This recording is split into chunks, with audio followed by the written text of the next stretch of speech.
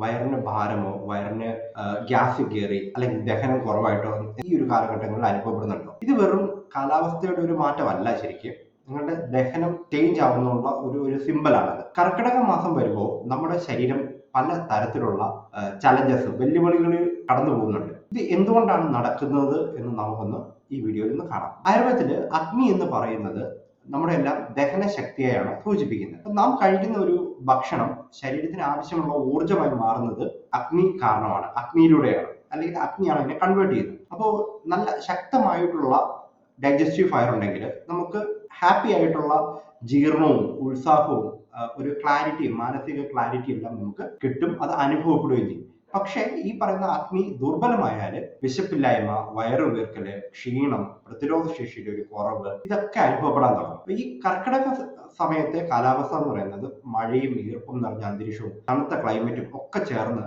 നമ്മുടെ ശരീരത്തിന്റെ ഉള്ളിലുള്ള ഡൈജസ്റ്റീവ് ഫയറിനെ ദുർബലമാക്കുന്നുണ്ട്. ഇത് നമ്മുടെ എല്ലാം ദഹനത്തിനെ മന്ദഗതിയിലാക്കിയിട്ട് ഭക്ഷണം ശരിയായി ഡൈജസ്റ്റ് ആകാതെ വെക്കും, അതായത് അൺഡൈജസ്റ്റഡ് ആയിട്ട്.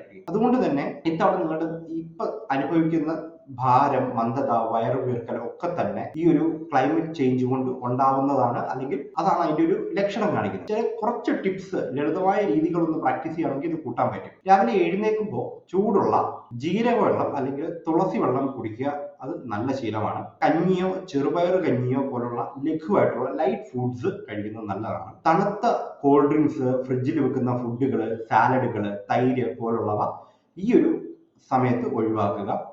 എസ്പെഷ്യലി ഉച്ചയ്ക്കുള്ള ഫുഡ് ചൂടോടും അതൊരു കംപ്ലീറ്റ് ബാലൻസ്ഡ് ഡയറ്റ് ഉള്ളതാവാൻ പൂർണ്ണമായും ശ്രദ്ധിക്കുക. ഭക്ഷണത്തിന് മുമ്പ് ചെറിയ ഒരു ഇഞ്ചി കഷ്ണം ഉപ്പിൽ മുക്കിയിട്ട് അത് കഴിക്കുന്നത് ഈ ഡൈജസ്റ്റീവ് ഫയറിനെ കൂട്ടാനായിട്ട് സഹായിക്കും എന്നുള്ളതാണ്.